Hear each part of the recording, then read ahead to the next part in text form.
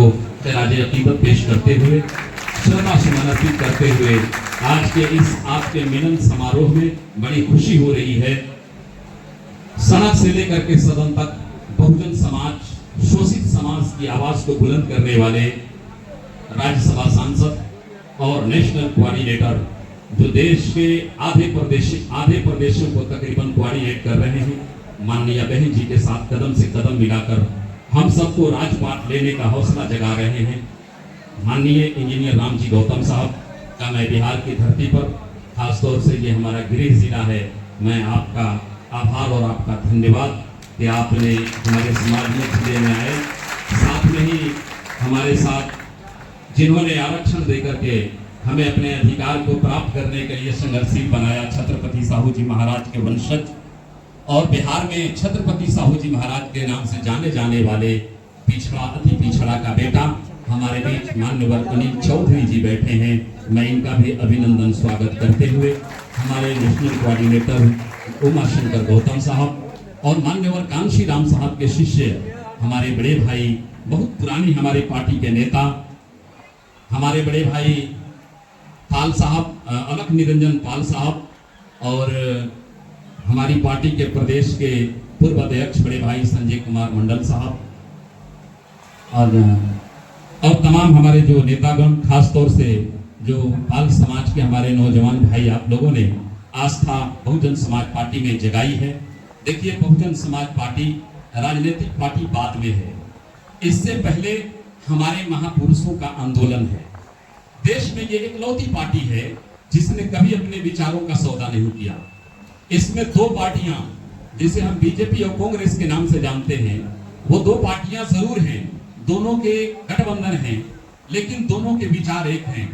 दोनों पूंजीवाद में विश्वास रखता है, पूंजीवादी व्यवस्था को स्थापित करना चाहता है। पूंजीवाद का मतलब ये होता है कि देश की 90% संपत्ति देश के 10% लोगों के पास हो और वो ये सोचे कि हम क्या क्या खा करके ऐशो आराम करें, और 90% आबादी इस हालत में जिए कि वो ये सोचे कि हम अपने बच्चों को क्या खिला करके जिंदा रखें। ये व्यवस्था कायम करना चाहती है। अपने आप को समाजवाद का चोला ओढ़ने वाली पार्टियां जो कहते हैं हम समाजवादी हैं, लेकिन अपने विचारों को उन्होंने नीचे दबा करके और राज सत्ता की मलाई खाने के लिए, राज सत्ता का सुख भोगने के लिए पूंजीवादी पार्टियों के साथ, उनके साथ जाकर के सरकार की मलाई चाट रहे हैं। मैं आपकी ओर से अपनी नेता सम्मानीय बहन कुमारी मायावती जी को धन्यवाद देना चाहता हूं, शुक्रिया अदा करना चाहता हूं कि केंद्र में हमारे पास इतना हमेशा सांसद रहे हैं कि माननीय बहन कुमारी मायावती जी अपने सांसदों के बदौलत अगर वो चाहती तो केंद्र में सबसे अधिक दिन तक मंत्री रह करके वो राजपाट की मलाई खा सकती थी, लेकिन उन्होंने अपने विचारों का सौदा नहीं किया, बल्कि हमारे और बीच आकर के हमें जगाकर हमें शासक और हमें राज्यसभा और लोकसभा में जाने का रास्ता प्रशस्त किया। आज भी संघर्ष कर रहे हैं और हमारे नेता भी संघर्ष कर रहे हैं, लेकिन इतने बड़े पैमाने पर हमारे नौजवान साथियों ने, आपने इस आंदोलन को समझा है, खासतौर से संतोष पाल जी और इनके साथी आप लोगों ने इस अहमियत को समझा है। साथियों, आपने पार्टी में आप आए हैं, हमारी पार्टी का मकसद ही यही है कि जिस समाज के लोग कभी